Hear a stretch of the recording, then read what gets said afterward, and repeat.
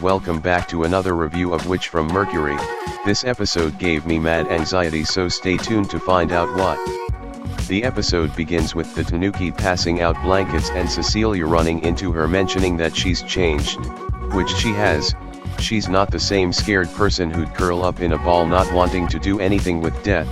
She now donates her time into helping others who aren't able to do anything or ones who became a casualty. Thank the Lord Petra is alive, but she is in critical condition. Myrene is back but traumatized, so scratch the rescue mission, and I'm honestly surprised Soletta showed no concerns for her. Maybe she did off screen. Anyways, Myrene confronts Shattuck and they both admit they're guilty of some sort of crime. Soletta and friends hand out the tomatoes she's been saving to the survivors since the power is still unstable. Nika and Martin has finally spoken with each other. Nika revealed that after everything has settled she will turn herself in, to make atone for what she's done, but she hasn't given up on her dreams of bridging Earthian and Spatians together, so Martin assures with Nika that if she's in any trouble just talk to him and he'll be there for her. Guston and Belle show up to talk to Soletta.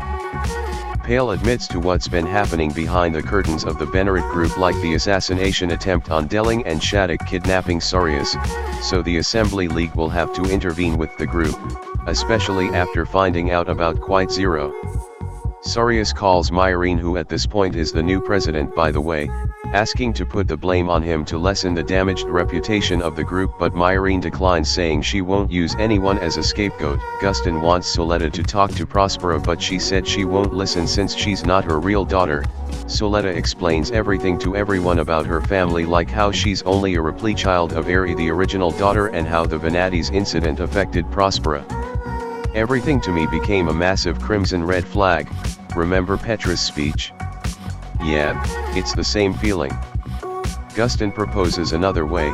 During the Venati's incident, the League confiscated another Gundam called the Monster and he'd like her to pilot it. Belle mentions that it has no filter against data storm and that its real name is Calibarn.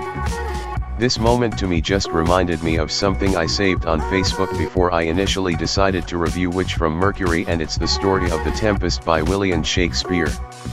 The Tempest is somewhat similar to Witch from Mercury. Long story short, it's about the former Duke of Milan Prospero, who managed to flee on an island and made it his property, just like how Prospero fled to Mercury and became the CEO of Shin Sei Dev. Another similarity is the fact that while Prospero was a great magician, he relied on Ariel, a spirit who served him to exact his revenge, just like how Prospero relies on Ariel to do the same thing. Side note, Ariel and Eri are kinda similar in that they're both spirits. Soletta, the daughter of Prospera, who was or is and always will be engaged to Myrene, daughter of Delling, CEO of the Benerit group, just like how Miranda, daughter of Prospero, was engaged to Ferdinand, the son of Alonso, king of Naples. Caliban is the son of Sycorax, a witch who originally owned the island before Prospero took over. Caliban is also the slave of Prospero, who had intentions of killing him to take back the island. Maybe Soletta will actually use Calibarn and kill Prospera, cause while the story is similar, there's a lot of difference too. Nika stands up for Soletta against Belle, stating that she'd done enough. She has sacrificed so many pilots on her Gundam experiments, pilots like Ella and many more. I'm like, bro, what is your purpose?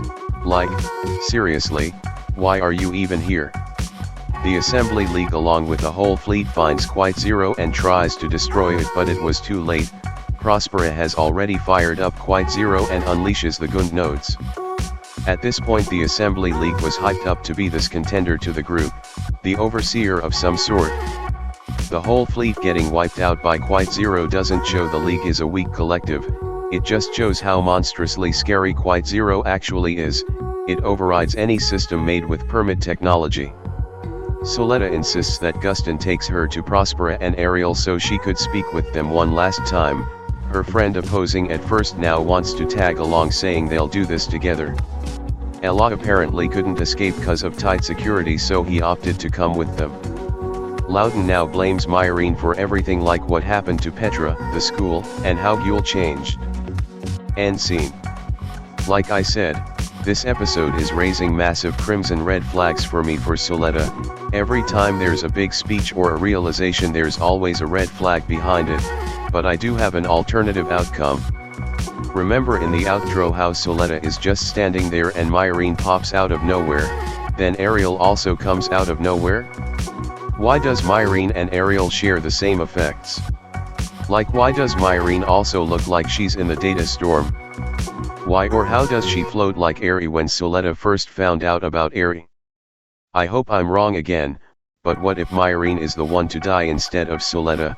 What if Lauda becomes the cause of Myrene's death, since it seems like he'll be the one to pilot the Gundam Jeturk and Shin SEI was working on together?